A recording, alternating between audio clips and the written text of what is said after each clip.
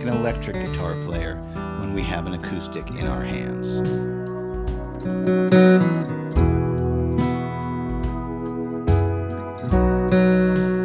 The principles of solid rhythm playing transfer back and forth between the instruments. However, the things that give us away are the fills and leads. There's a slightly different approach on acoustic.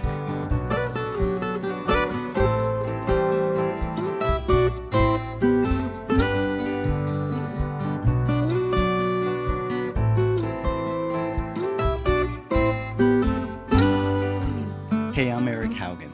Check the description box below for tabs and backing tracks on my website, information about exactly what sound tools, microphones, guitars I'm using today, Patreon with the live streams and the charts and the backing tracks, my deep dive courses including my newest one, Modes, and how to schedule lessons with me. It's all on my website.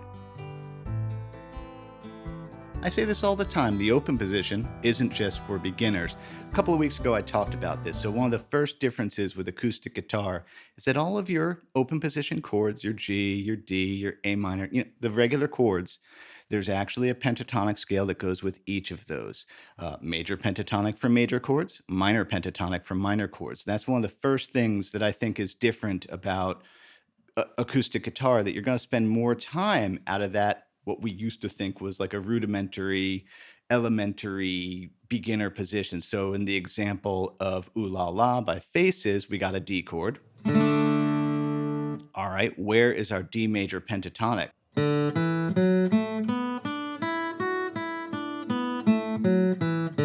And of course, you could go past the root.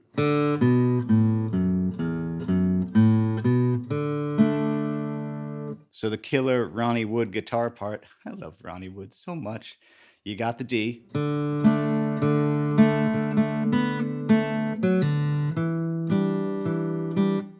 Just a tiny little E minor 7.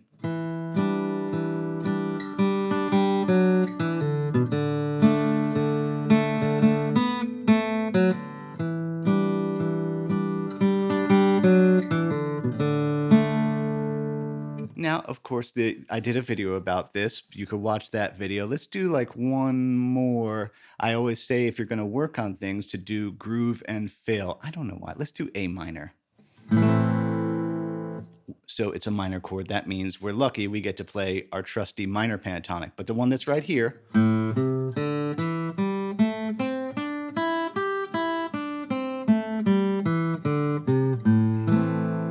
we do groove. I'm going to groove for 3 bars. 1, 2, 3, 4, 5, 6, 7, 8. And then I'm going to do just quarter notes from that.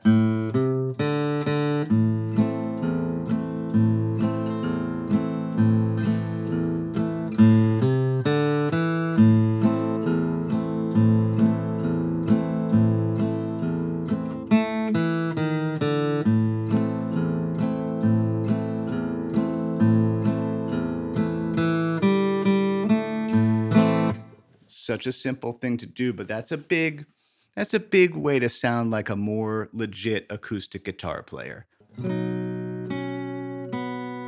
Capos are not a crutch. The overtones that we get from using those G chord, C chord shapes, those structures, are a very desirable thing. And some of the best acoustic players are always capoing around. So let's listen again to my little mini version of The Only Living Boy in New York.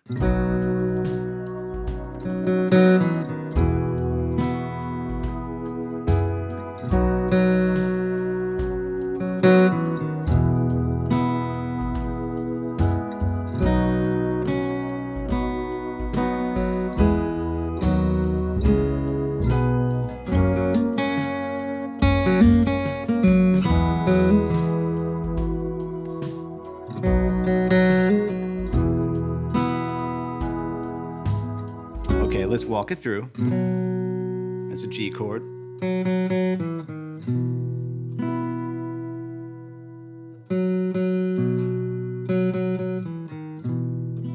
So that's a C.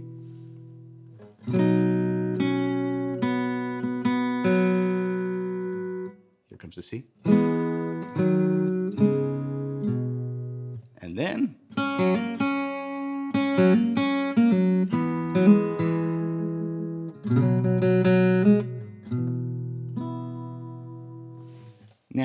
could have done that whole thing without the capo.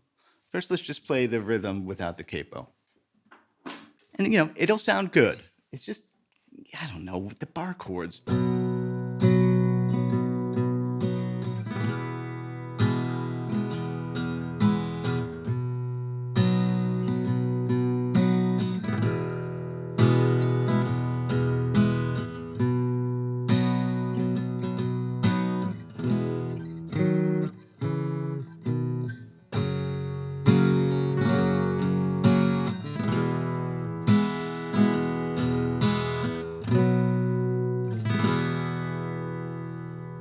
Okay, I definitely could have done that rhythm passage there without the capo. I do think it loses something, though, without those jangling, ringing overtones, subjectively.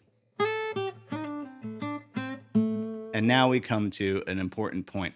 The increased tension and action on this instrument means it's not going to be as easy to do our minor pentatonic noodling. And that's one of the biggest things that's a giveaway. So, yeah, no big blues bends. It's not really going to work. You got a wound G string. Watch him go play Stairway to Heaven.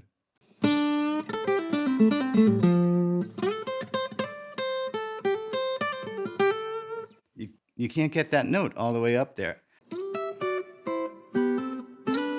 What we lose in playability, sustain, overdrive, the things we're used to coming from electric guitar, we're going to make up for with sixes, double stops, thirds, things like that. And that's why you heard me play that little Maury Muehlhausen part of Operator. Let's check that again.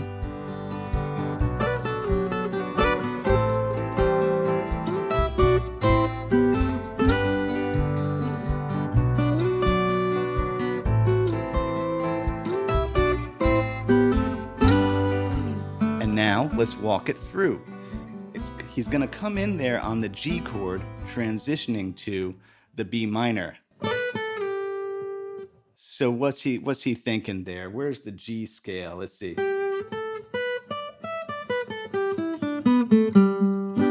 He's kind of thinking around that area. I love that. So it's going from G to B minor to A minor. So this is kind of at the end of the G crossing over to the B minor. He's like still thinking G. But then on the A minor, let's think about that for a second. I think we can see.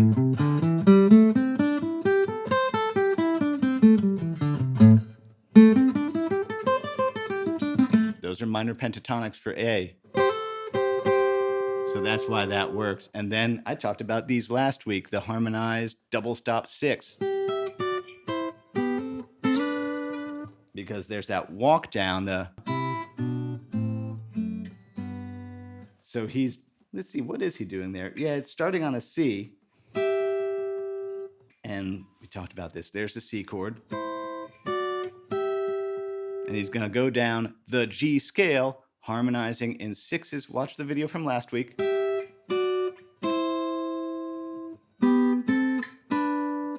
There's a G. Here's the G major. Harmonize it. And then let's see, he's looking out for a B minor. Let's think about it. B minor, B minor, B minor. So yeah, he's coming from B minor to this B minor. Down to A minor. Think about it. A minor, A minor. Oh, sorry. So cool. So in general, with those type of things, that principle actually carries back and forth over. Again, I talk about this all the time. Wherever there's a chord, there's a pentatonic scale. And you can do stuff with it. Okay, let's just say, let's take this G way up here. Where's that major pentatonic? I could do double stops, and these are pentatonic double stops. I could take the whole scale and then harmonize it in double stop sixths.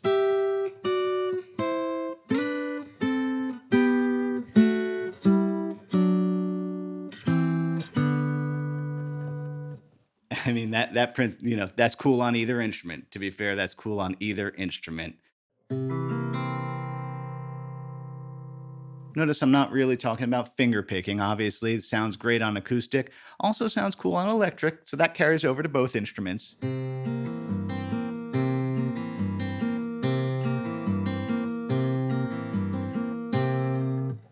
One thing I noticed when putting this video together, that it seems to me at least, that the principles of tasty acoustic playing translate very well over to your electric guitar, but the inverse isn't necessarily true because with an electric guitar, you're relying on effects, sustain, overdrive, reverb, all the fun gadgets that we have to do that thing. And that's actually a big part of stylistically that instrument. So I'll do a whole nother video, I think, that's the flip. It's like, I'm primarily an acoustic player and I want to get into electric guitar, but why doesn't it sound good? Which is a kind of a common question, because I do actually think that acoustic, the cool thing about it is if you get it in tune, it sounds good.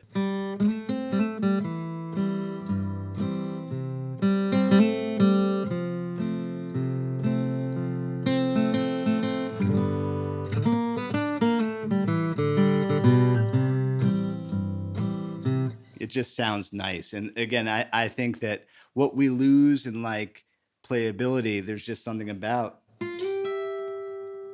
the sweet, sweet sound of a nice acoustic guitar. If you enjoy my work, please like, subscribe, and share. That costs you nothing and helps people like us out immensely. Thank you, everybody who supports me in all the ways that you do. One more time around, how it all works. Patreon is where I put up backing tracks and charts. The exact tabs for what I play you can just get on my website. I also make courses with the folks at truefire.com, and I have a new one about modes that is out, I think, right now. Yeah, it's out now.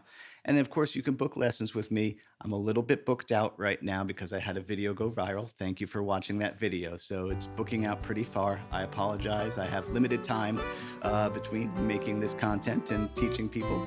I try to fit everybody in. As Bill and Ted would say, be excellent to each other. That includes yourself. Happy Friday. Eat pizza.